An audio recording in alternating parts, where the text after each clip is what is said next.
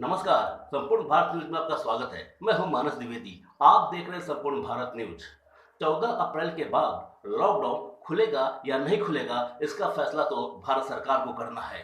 लेकिन रेलवे ने एक फैसला कर लिया है कि 15 अप्रैल से वह ट्रेनों का परिचालन शुरू करेगी। जी हां, रेलवे ने यह फैसला कर लिया है कि देश के कुछ चुनिंदा रूट्स पर वह ट्रेनों का परिचालन शुरू करेगी।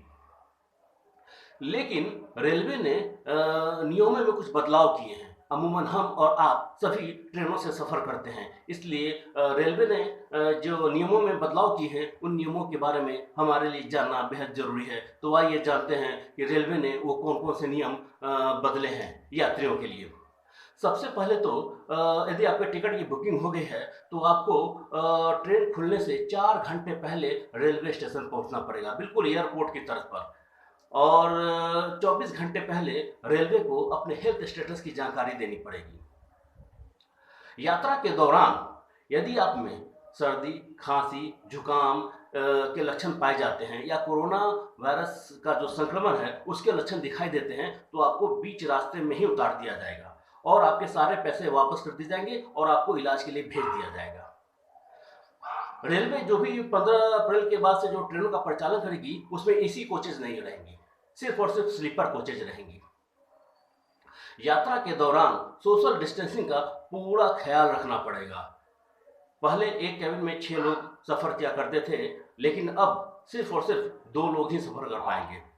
और सामने जो खिड़की के पास जो बर्थ हुआ करता था वो खाली रहेगा और बीच में जो बर्थ हुआ करता था वो खाली रहेगा।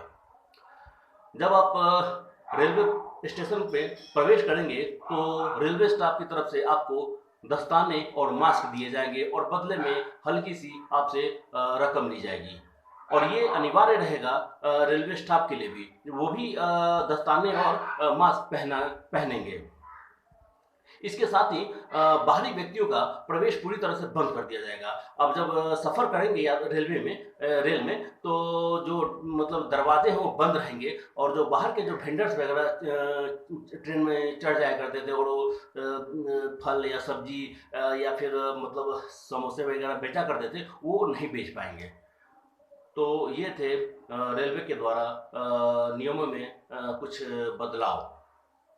यदि मेरा ये वीडियो आपको पसंद आए, तो मेरे वीडियो को लाइक कीजिए, शेयर कीजिए और कमेंट कीजिए। और हाँ, मेरे चैनल को सब्सक्राइब करना ना भूलें। संपूर्ण भारत न्यूज़ के लिए पटना से मानस द्विवेदी।